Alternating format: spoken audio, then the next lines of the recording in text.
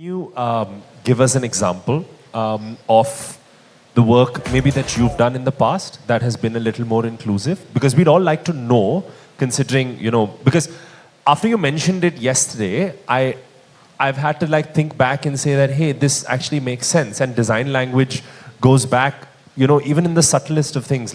I was watching a News Laundry video the other day and it spoke about how in the Gandhi ashram, the Prime Minister's picture is bigger than Gandhiji, And then it brought back so many things. So I really want to know from you, to give us an example of what is an inclusive design, like something that maybe you've worked on.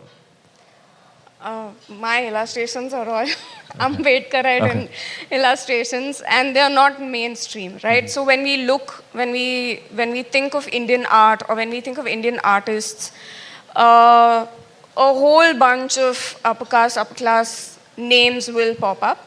However, if someone specifically searches for Dalit artists or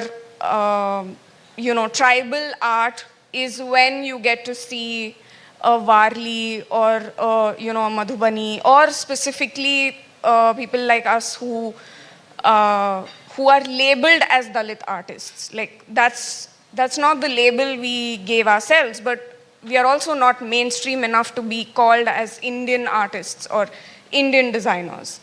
That's one example. Other very obvious examples are, if you look around, anywhere if you look around, it's not just about the Prime Minister's face being plastered everywhere, but it's the smallest, subtlest of things that matter. For example, the color saffron invokes a massive amount of terror in the current political situation. However, a little bit of reading into Buddhism will tell you that the color orange, the color saffron, was actually appropriated from Buddhism, like the meaning of Buddhism. Likewise, even lotus has been appropriated from Buddhism.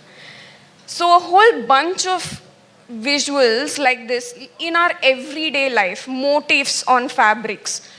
The simplest example I can give you of is of Varli. Varli art is very, very special and very, very specific to the Varli community in Maharashtra.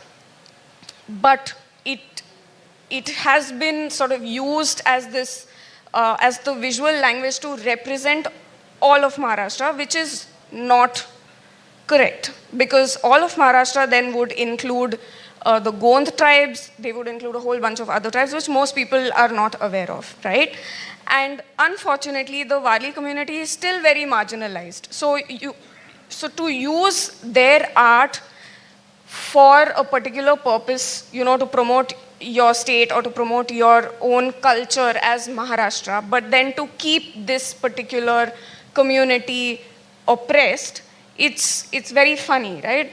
And I think more people should be aware of this, especially when you purchase clothes, when you purchase fabrics, when you look at the fashion industry, or even when you look at visuals in reels or films or on YouTube. It begs the question as to why this is being used and who is using it and for what.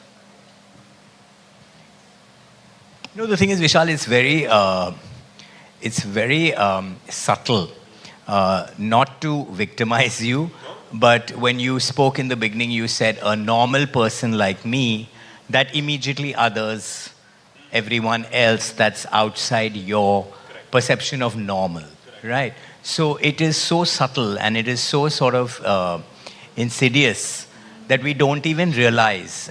Like Bao is saying, the color choices of language, choices of anything to do with design or visual, you are making certain choices, right?